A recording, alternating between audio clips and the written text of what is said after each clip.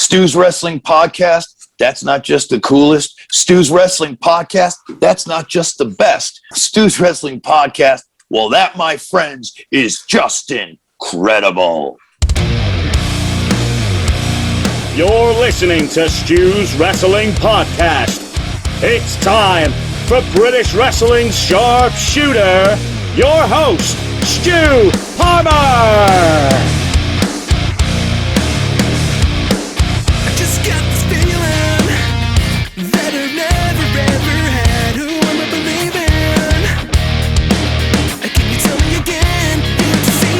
Well, after a few weeks off, Stu's Wrestling Podcast is back for episode 98, and it's one of the best up-and-coming talents on the UK circuit, Brian Aidenson.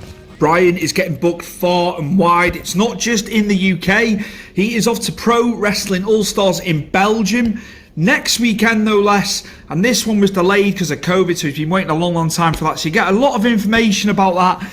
And also his background in Shotokan karate, playing rugby before wrestling. So he's got a good background in sports before going in to the world of wrestling. Also talks about a recent seminar that he went to with world-renowned wrestler, the Octopus, Jonathan Gresham. He talks about minute details and things he'd never thought about in wrestling before. Psychology, moves, stuff that Jonathan Gresham spoke about that, you know, enlightened him. So you'll get to hear about that, and it's been a pleasure calling Brian's matches for Superstar Pro in Liverpool. I'm looking forward to the next show on December 11th, Superstarcade, where I'll get to see Brian again, so it'll be good to catch up in person.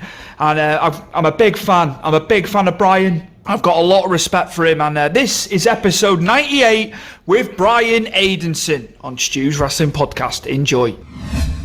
My guest today from the northwest of England. He's been wrestling now for 3 years. I know due to COVID, there was a 12-month period just over where you weren't wrestling. But my guest today is a black belt in Shotokan karate. It is Mr. Brian Aidenson.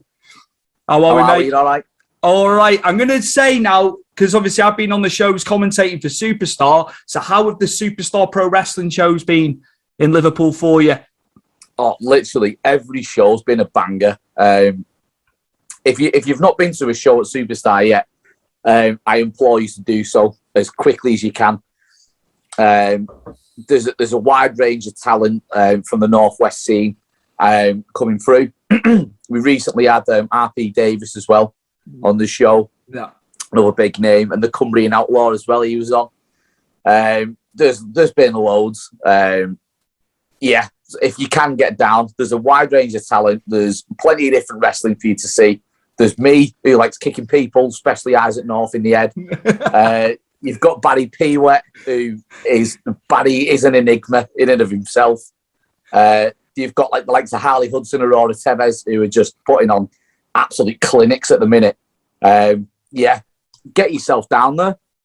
The last show, particularly, I thought was fantastic. They've all been great. But I think the show we've just done a few weeks back, mate, was absolutely fantastic. It was an honour to call your match with Isaac. Again, you were in with Isaac, weren't you?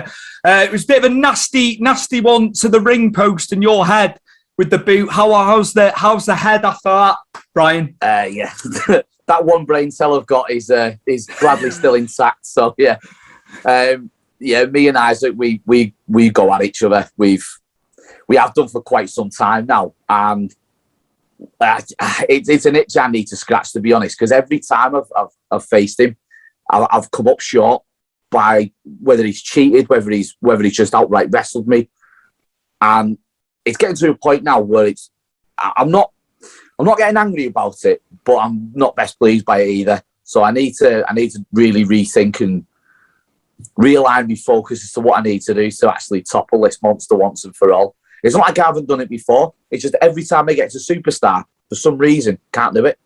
I'm going with third time lucky. When we call the third match within Superstar, within the realms of Superstar, because it was you were close. You were very close. I really thought you were going to get him. I really thought you.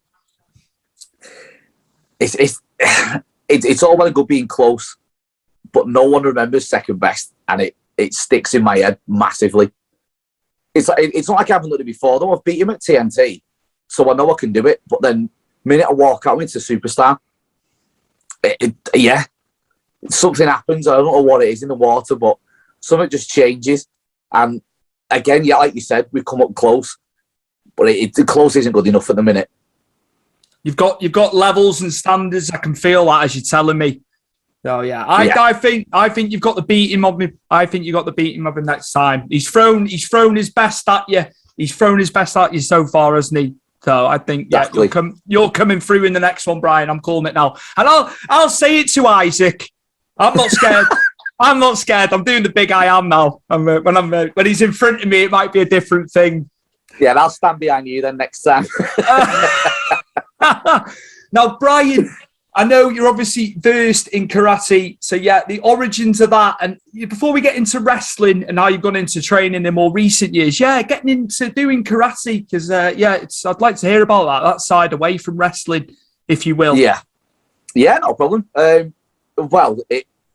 They both really linked together, to be honest. So before I did anything, I played rugby. My family's massive into rugby league.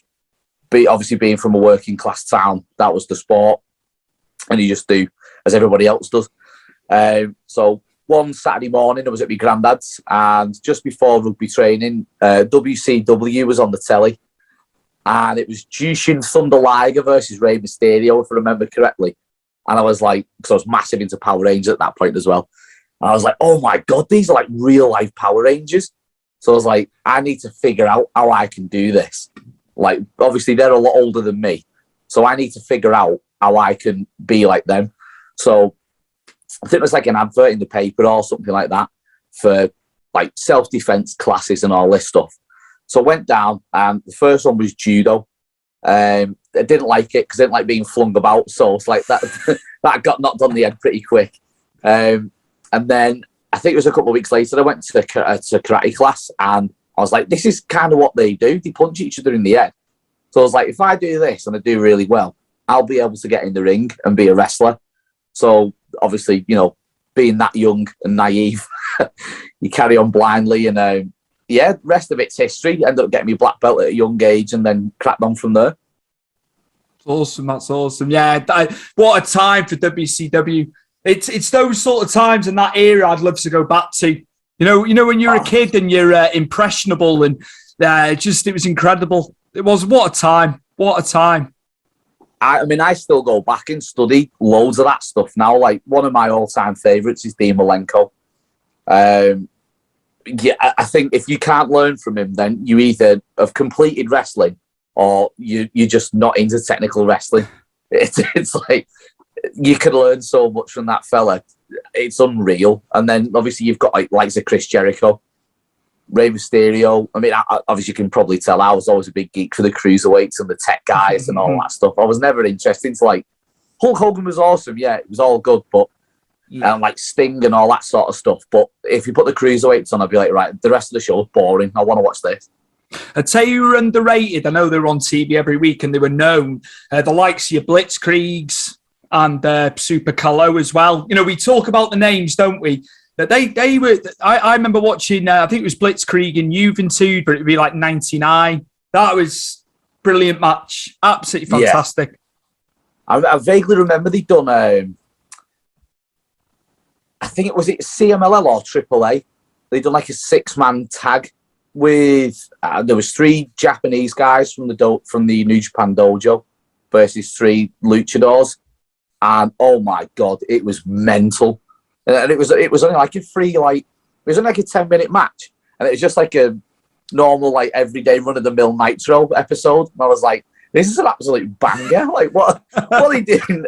Put this on a pay-per-view? Like, what are you doing? It's crazy, wasn't it, what they would do in terms of, when they were on, I remember when they were on TNT and all that back in the day, the match caliber you got on a Nitro, even Thunder. I know Thunder was the B show, but, when you look back and see what they were putting on, and like you said, sometimes you're like, why aren't you saving it for pay-per-view? Yeah, it was nuts. Like, I think we were kind of spoiled. Yeah. Like we are now with like AEW and New Japan and Ring of Honor and all these other like amazing promotions coming up with all these like really cool like weekly shows, pay-per-views and all that stuff. But back then when you had like WCW, and you had some of the Attitude Era stuff, it was like they are actually going for it here. And that's, you know, as a fan of wrestling, that's what, for me anyway, that's what you want to see. When did you start your wrestling training then? I'm going to come back to you now. We'll come back to like influences and stuff like that later on. But yeah, your start, obviously getting into pro wrestling training, how did that begin for you? When was that the genesis of that? I started quite late on, to be honest. So as I've already mentioned, I've done the martial arts and things prior to that. I was out with my mates watching Ring of Honor, War of the Worlds, and a bit blurry. And I was like, I really want to do this. I really want to try it. Pardon me. So my mates are like, okay, sound, shut up, just enjoy the show. Like, all right. So carried on watching the show. A few more drinks. We all went home. Amazing show. Then I decided to get my laptop out and was like, right, I'm going to find myself a training school. So found one when I was a bit drunk, signed up. Obviously woke up the next morning with a hangover, like, oh, what have I done? So anyway, went there. I think it was about 27, turning 28. So give me age away a little bit. And then just got the bug from it from there. The minute I started, I loved it and just carried on ever since. But yeah, I got into it relatively late. So if there's one thing I can say to anyone take out of it is that it doesn't matter when you start, just get going. Look at DDP. I know he was in and around the business, you know, managing and stuff like that. But yeah, he was late to the game. If you ever want to, you know, put a guy of an age and who was well into his 30s, late 30s, going into the power plant, as you say, that's good. That's good coming from you. You know the score of it all. So it's nice to hear that. You know, don't think, you know, I'm in my late 30s, I can't do it. Yeah, I mean, I think it's a good thing as well, because obviously you're a bit more mature. And, you know, you're going to make. Obviously, you're going to make mistakes in life, irrespective of what happens. Doesn't matter what age you are, you're always going to make a mistake. But yeah, I think you come into things with a little bit more of a wiser head. Not knocking any of the youngsters that are out there that are absolutely killing it at the minute, because to even get into this business and have a go of it anyway, you've earned my respect, irrespective of how old you are or what gender, race, whatever. It's hard. It really is a hard business. But now that you're in it, amazing. Just keep going at it. But yeah, I'd say if you're a little bit older, crack on. Just have a go.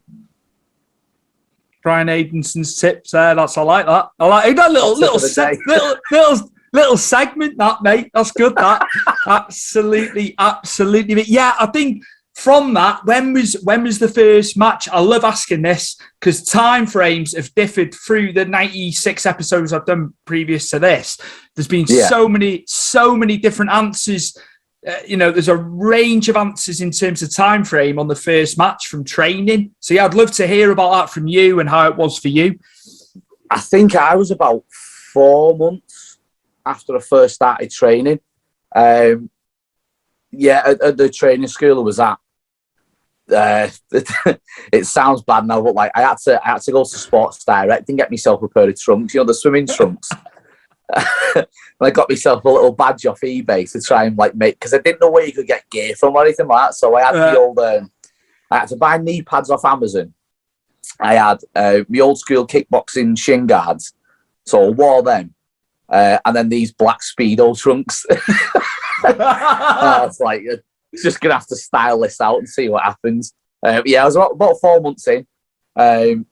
Obviously done other martial arts and stuff that have contributed to training as well. Yeah, so I think that definitely helped. But it was frightening. I remember walking out, and I had, before I finished this sleeve, I had this red armband that go all the way to the top, because obviously it wasn't finished, and obviously love me tattoos. I was like, right, I need to cover this because it's not finished.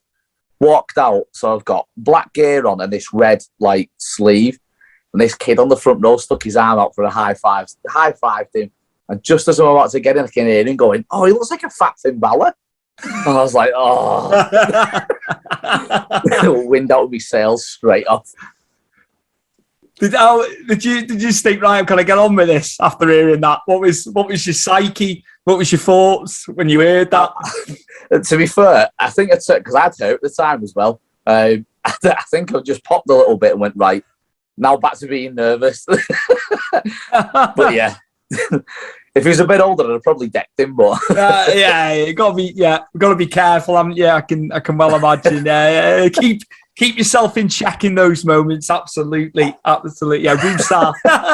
But yeah, how long was the match, Brian? Was it relatively long for a first match? In terms of duration, was it? Been about 10 minutes. So yeah, curtain to curtain, about 10 minutes. So it was long enough, but it wasn't too long where you're gonna, they're not throwing you into the Lions Den, giving you 40 minutes with like 8,000,001 dive spots to remember and all this stuff. But I think it's because obviously it's your first match, you're obviously nervous and things like that. So it was long enough for me to remember.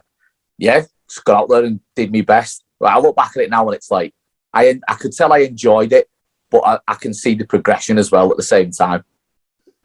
You've been booked far and wide now across the Northwest, and I'm going to speak about it later, but you have got a booking in Belgium in November. I'm going to just stay a bit more local to the locality of you and where you've been booked. So yeah, just tell the listeners and the viewers like where you have been wrestling, in the 3 years. I know we've had the year or so out with COVID, but yeah, over the last 3 years, mate, where you've been, who you've come up against, and yeah, the challenges that you've had. Wow. Too many to mention. It sounds like it, doesn't it? Wrestle Island.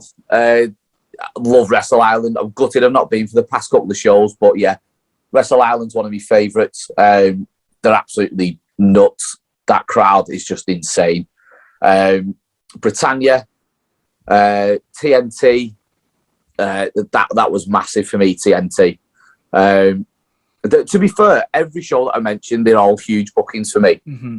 It's like an appreciation of your hard work. So that's how I look at it. But yeah, so I've had Wrestle Island, Britannia, TNT, Wrestling 4 down in Birmingham. I'm trying to think. If I forgot any, then I apologise. But I want more. Bring more in. Who have you taken on? Some matches that come to mind across those promotions. Off the top of your head. Playboy Prince, Lance Rivera. He's one. Like Lance. Yeah. Actually, saying that, I can't really be too harsh on him. A team with him on the weekend, so we're mates now. That's the wrestling biz, isn't it? 1 minute, but the thing is, though, he's a good-looking lad and he's got a load of hair. So you know what I mean. There's two things I don't like about him. I'm like yourself, mate. I'm balding, so yeah, I am envious of Lance's hair and his looks. Yeah, absolutely. Beautiful looking fella, isn't he? Beautiful looking fella. Arsehole. Obviously, Isaac, as we've mentioned, we've gone to war a few times. Wrestled Connor recently, Connor Klein. Brilliant. That dude is. You're all fantastic at what you do. Do you know what I mean? I would never say this one, that one. I appreciate it. I appreciate what you guys are able to do. So yeah, sorry I cut in. No, not at all. Yeah, I mean, that's massive. Thank you. I know everyone I've worked with works the tail off just to improve, even by 1%. It's still an improvement, and how hard they put that work in for that 1% is a lot. And that's what I think a lot of people don't see, is the amount of work that goes in behind the scenes.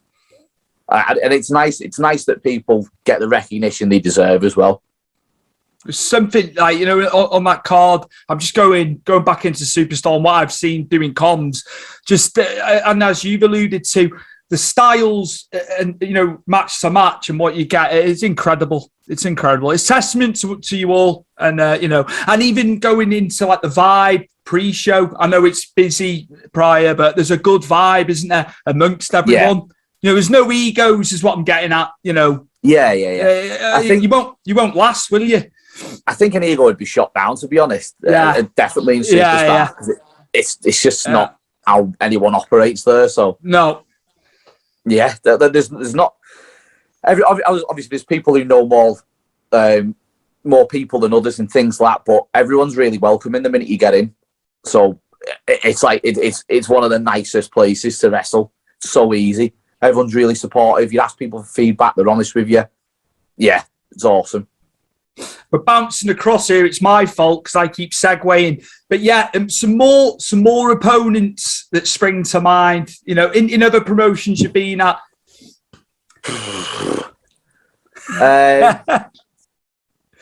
There is a lot, to be honest. To be fair though, there's a lot that I haven't wrestled that I'd really like to. Whether they get the opportunity or not, I'm not sure. But I really would like to wrestle a hell of a lot more people in a hell of a lot more promotions as well. So if anyone's listening, my DMs are open. Are you gonna give us a taste of who those people are? Oh, absolutely. Dan Evans is one. Dan Evans would be awesome. Dan Maloney. Man. Dan is a nasty man. Chip on his shoulder. He's a nasty piece of work, isn't he? You're gonna have to showcase your skills against him, I think. Show him how it is. That'd be one of the matches I'd love to have. Class, absolutely class. He is wrestler. Fantastic. Really is. Joking aside, he is fantastic as well. Scott Olbermann, Sonna Durson, there'd be another two. Cam, that would be awesome for TNT. All wrestler, whichever. I'm not really bothered what promotion it is, to be honest. Put me against one of them. They're like, especially with TNT, they're the kind of people I'm looking up to now, and I'm like, they're operating on another level.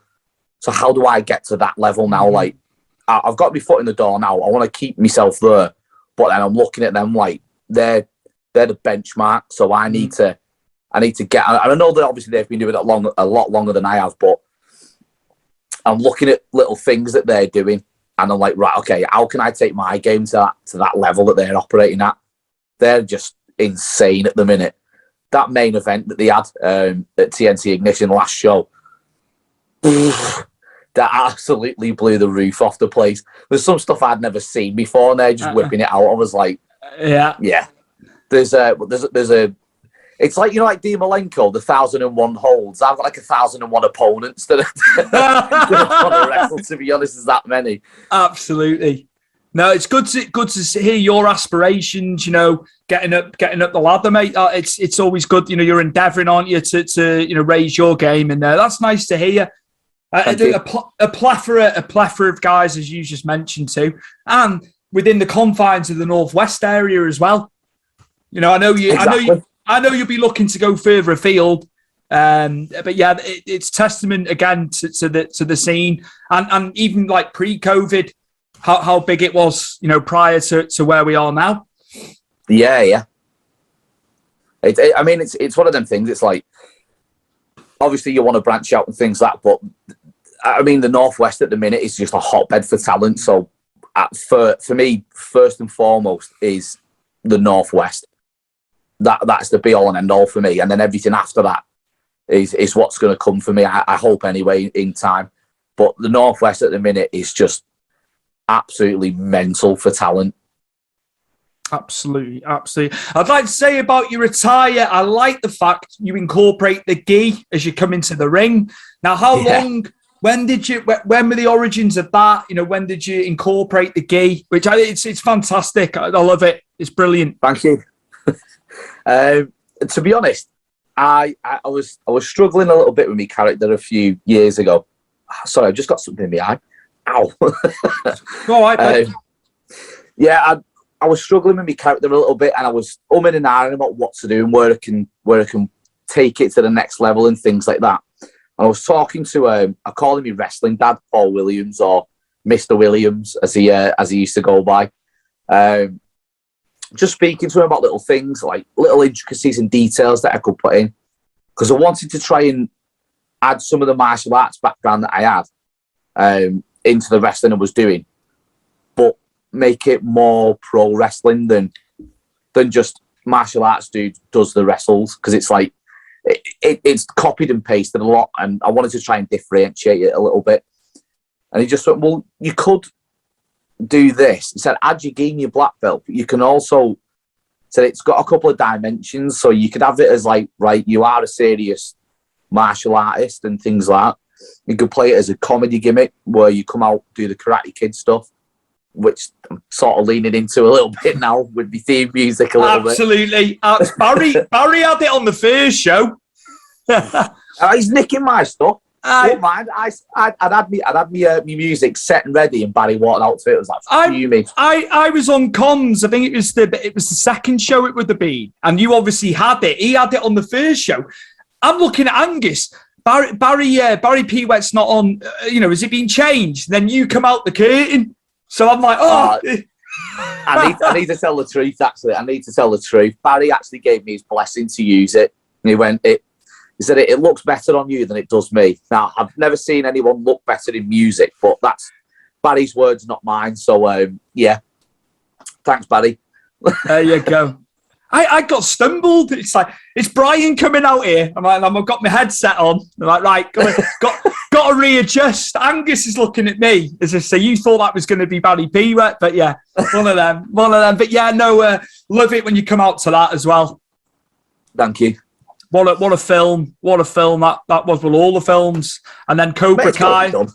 What about Cobra? Yeah. What about you're liking Cobra Kai? I'm going off going off direction here. Oh no, not a problem. Yeah, it's nuts. It's I like how it's incorporated the films as well. It's not just it is sort of its own thing, obviously, but it's tied it all in together nicely. So when they use the flashbacks of the film footage, brilliant. Love it. It only makes sense of it all as well. Like it's just one little bit of a scene, and then it makes so much more sense later on. Like the writing in it is next level. It's mad seeing them all back in it as well. The original guys, and then obviously I'm trying to think of his name. The guy with the long hair who's coming back into the next season. Obviously they teased it, and it's gone. Sensei, I can't think. What's he did? We know he was a bad bastard in the films, wasn't he? Yeah. Do you know what I don't like about that, Brian? I'll just be brutally honest. I end up binge watching the whole season in 2 days. I'd rather they just do one episode per week. You know when they put these shows on, because you end up watching all in 2 days. It's gone, and then you're waiting for the next season. So we're waiting until December now. Me and my missus done that with what was it now? There was a series that got put on YouTube, on Netflix, sorry, and we just absolutely smashed it in a day.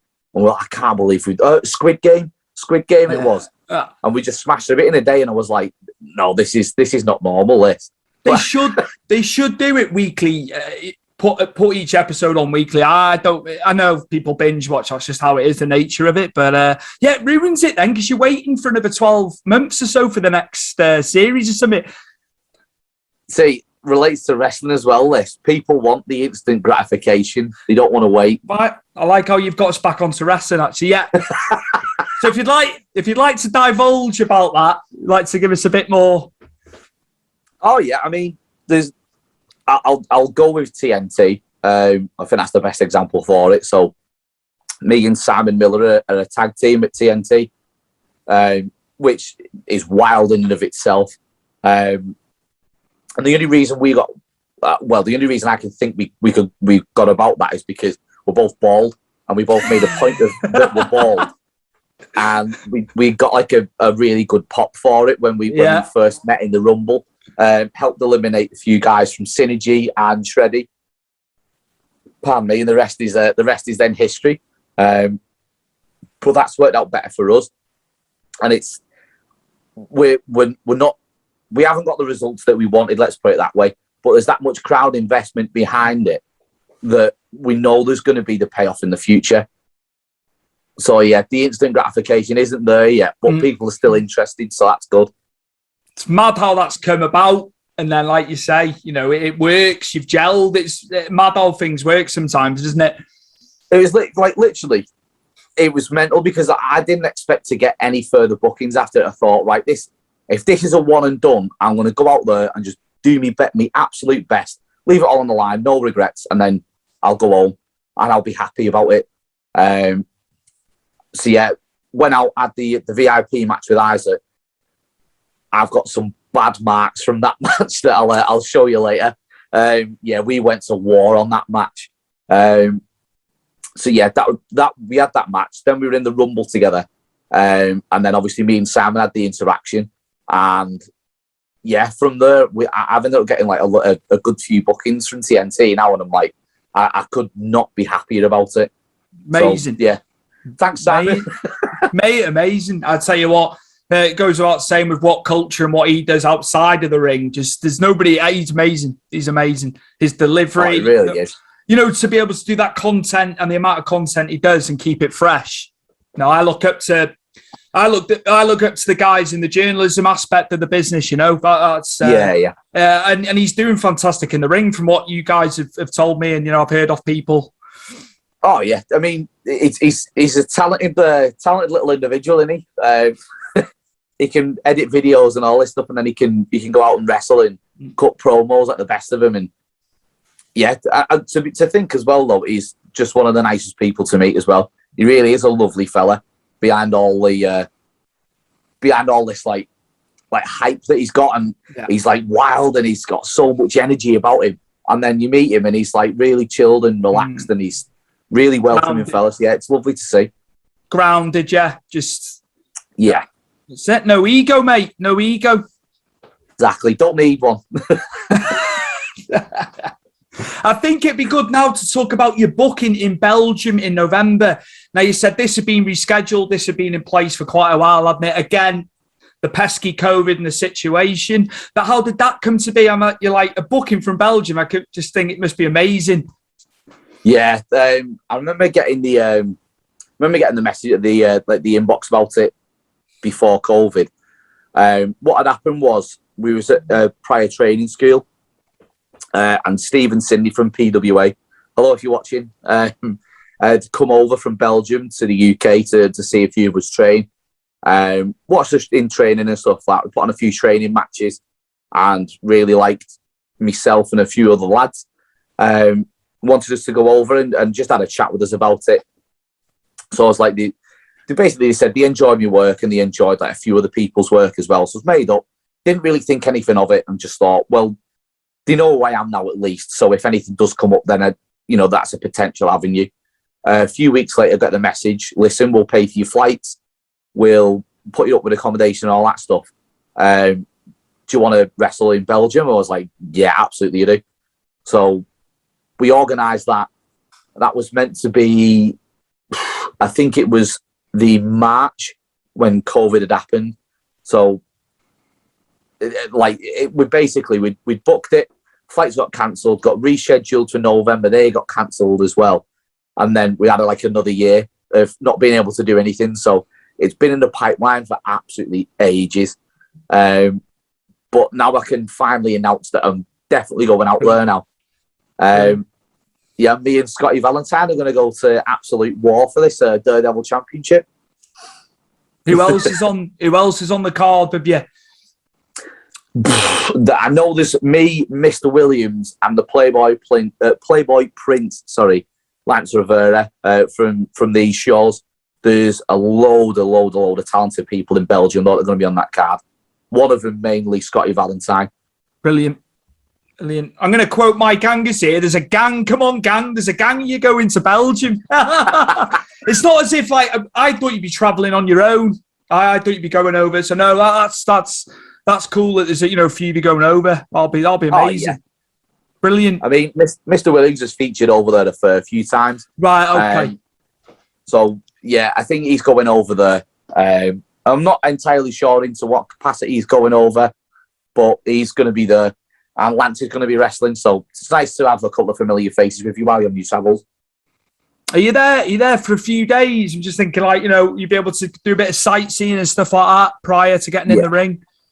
Yeah, we're going on the Friday. We're going to wrestle on the Saturday, and then we're back home on the Sunday. Nice. So nice little weekend. Have a few pints of Jupiler, lad. Stay away from the Stella. Oh, none of that. Have a couple of cheeky delirium as well while I'm there. No, that'll be good. I look forward to seeing once you come back from that as well and seeing how it went, man. But yeah, that's awesome. That's mad, isn't it? I bet it's mad to you, thinking that you're going there. I never thought it'd happen. Never thought I'd be on TNT or any of these shows. So to just be to be doing what I'm doing now, and then to get an international booking as well. Like, my head's fell off big time, but in the best way possible. Yeah, so absolutely. That's awesome, man. No, that's cool. That's cool. Right, I'm going to ask you some other bits and bobs now. Dream matches. If you could face anybody in any, I'm not just saying AEW, WWE, I'm talking independent level, some of the other promotions worldwide. Who would Brian Aidenson like to get in there with? Who'd be a test for Brian Aidenson in the squared circle? I mean, if you're going to test yourself, you've got to go against the best, haven't you? Absolutely. So, first one to be the king, Minoru Suzuki.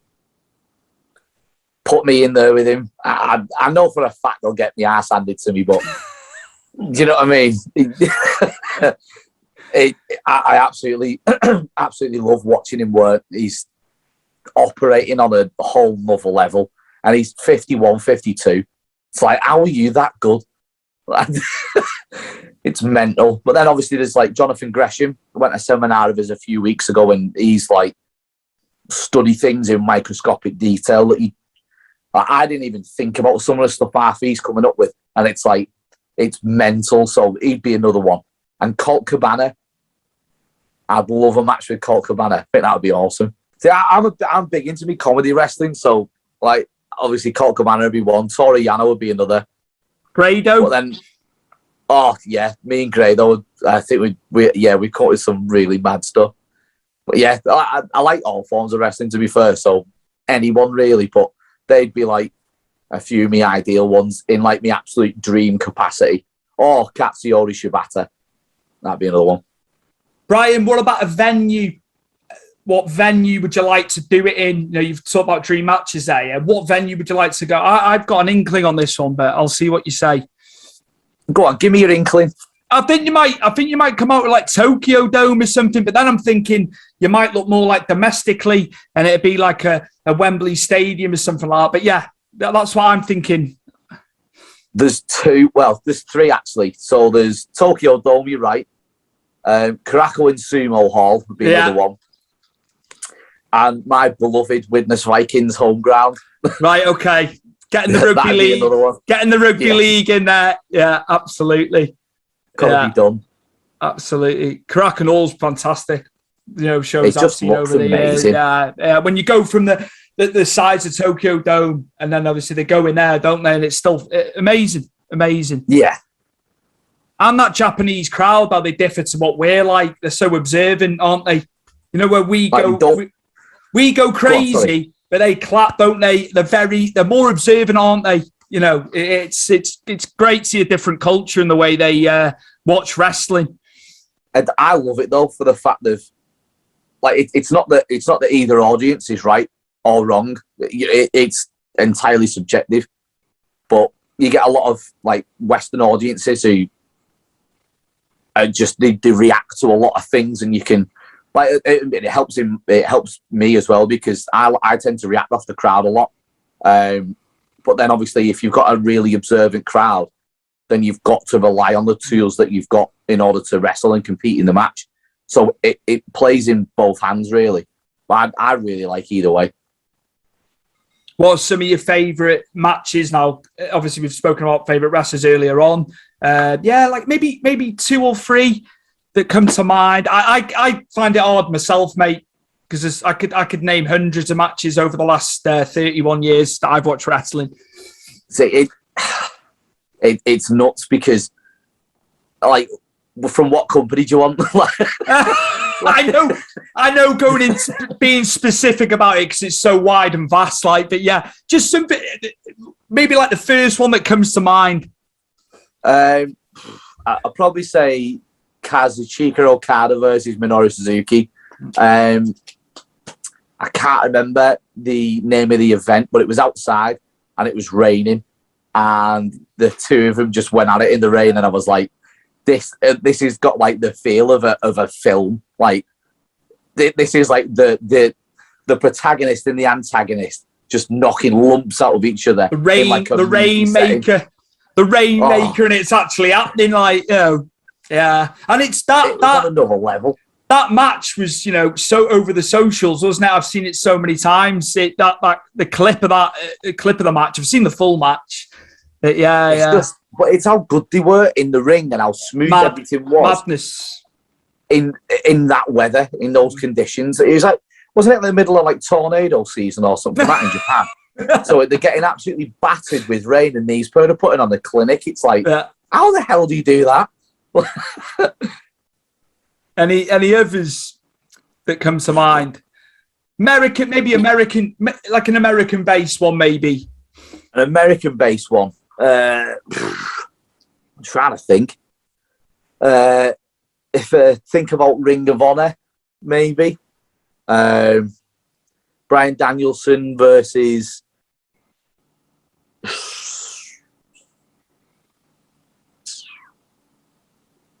So Brian Danielson versus Christopher Daniels and Loki for the triple threat for the title. That was bonkers. But any Brian Danielson match, to be fair.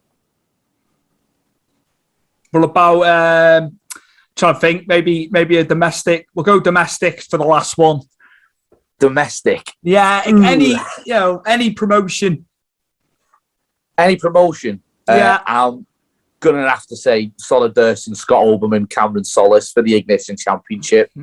That match is one of the best matches I've had the pleasure of watching. It was, my head fell off watching it. It was like, this is nuts. This is absolutely ridiculous. Were you out in the crowd for that, or were you? No. Right, okay. We were on. I think we might have been on second to last or third from last. So we were just having a bit of a debrief, and then gone through the match, made sure everyone else is okay, and then ran to. There's like a little screen at the back, so I just went, I'm gonna have to shoot because Sonna's one of my coaches, so I just bombed it down, got right in front of the telly and was like, right, I'm watching this, and just I don't think I blinked for 20 minutes. That's nice. Mental. That's quite the tapestry of matches there. So because we've gone around the world for Brian Aidenson's, off the top of his head, some of his favourite matches. I'll say some of. That's what we'll. Do you know what? Right, I'll probably get off this, and then I'll remember like 9 more. And You're not say that. You're not the only person. You're not the only person. I've had messages after. I could have said this one, that one. It's like when people say about a Mount Rushmore. I was speaking to Tyson Kidd, CJ Wilson, when I had him on last year, and we were both there. We could name 50. We could name 50 wrestlers on a Mount Rushmore. It's just so hard, isn't it? Because we've seen so much. We've seen so many you want it to styles. be that good as well, though. You want your Mount Rushmore to be that good. It's I can give you my favourite, Bret Hart, all day long. He's my pinnacle. So I mean, can't go really wrong with Bret Hart, can you? To be fair, just the ages, the matches don't date.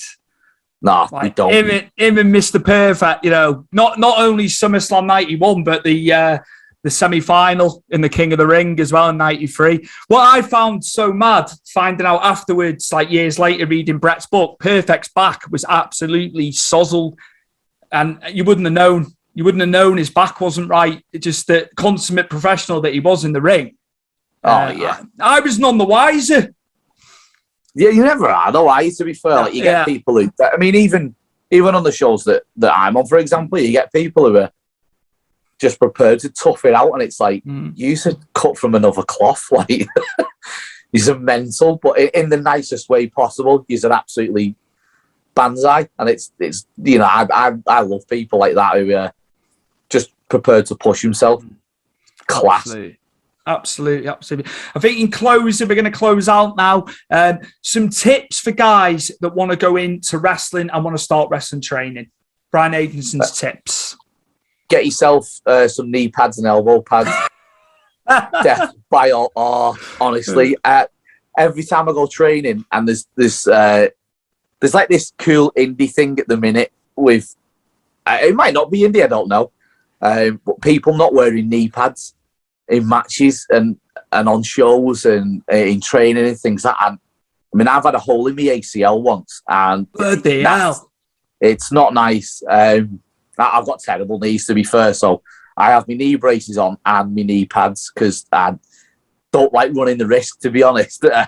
So whenever I see anyone without knee pads, I automatically like I get all tense and cringe up, and I'm like, oh, please look after yourself. yeah, get some knee pads, stretch, and just enjoy it more than anything. Doesn't matter if you make a load of mistakes. I made a load when I first started. I still do now. You're just learning at the end of the day. You're always learning. So don't be afraid to make a load of mistakes because it's going to happen. You're not going to be perfect. And nor should you be. Is the ACL only the injury you've had over the years? Or have you had there? I'm interested about that. It's another area we could, before we go, could look into. No, I've had a lot, to be fair. Not just from wrestling, from other stuff that I've done. So I've dislocated both my thumbs, all my fingers, which is why I wear finger tape. Dislocated my elbow in a match and popped that back in. That wasn't nice. What else would I have? I've had problems with my back, my neck. Yeah, I mean, yeah. If you're going to be dumb, you've got to be tough. So. Do you know what I mean? Definitely tough. You're definitely tough listing all them because I don't know what the I'd be like. Incredible, no, no. I won't cry in front of people, but I'll run the toilet. Stay away from prying eyes. After I'm fine. Yeah, man. Oh no, honestly, great insight there as well. But yeah, I know there's going to be. There's a lot more schools now as well. I remember the only school I think when I was looking 20-25 years ago was All Star in Birkenhead. Yeah. Within the local, and it's like 60 miles away from here. But now you have got this choice, isn't there? Especially in the UK, across the UK, plenty of places to go. Reputable schools as well. What I would say, that, as you've touched up on then, definitely look for a reputable school. Even if you have to do a little bit of research before you go. I know it's obviously exciting before you do go and you want to get in there and wrestle like everybody does. But just make sure that you go into a reputable school with reputable trainers and they've got everything, everything as they should do set in place for yourself. Because at the end of the day, if you do hurt yourself or anything like that does happen, you want to be looked after as well. Absolutely. No, good advice there, mate. Appreciate you speaking about that. So yes, my guest today is none other than a black belt in Shotokan Karate. I'm going to try and pronounce that right, Brian. I'm trying to do you justice. Don't worry about it. Brian Aidenson. And I look forward to seeing you before the end of the year because I think we've got one more show before 2022. So I think we have, mate. Yeah. I will catch up with you before the end of the year for another installment of Superstar Pro Wrestling, which I'm very much looking forward to, and I'm sure you are. Yeah, absolutely. Cannot wait, mate. Cannot wait. Before I go, all the best on your travels to Belgium next month as well, prior to that. Thank you, mate. Appreciate it. Thank you. A big thank you to Powered 4 TV for putting the episodes up on the on-demand service there. Big thank you to John Scott and Rich Crowhurst for all the support. Really appreciate it week in, week out. Nothing's ever a problem. Also, we're doing Powered 4 TV Big Fight Weekly, the MMA and boxing show with my cousin Rich and John have put on these first. It's been fantastic with that. Thank you to Chris Dutton again, as always, for the superb editing. I couldn't do this without him. And fantastic job once again. Thank you to Mike Angus for the intro, as always, to the show. You can find the Stu's Wrestling Podcast merch at WrestleMerchCentral.com. There is loads of stuff, lots of different items that you can get. Mugs, hats, face coverings, t-shirts, hoodies, even the new varsity jacket with embroidered Stu's Wrestling Podcast logo on it. Big thank you once again to Dean and the team for listing my products on there. Great work, great work. And we will see you soon for the next episode of Stu's Wrestling Podcast.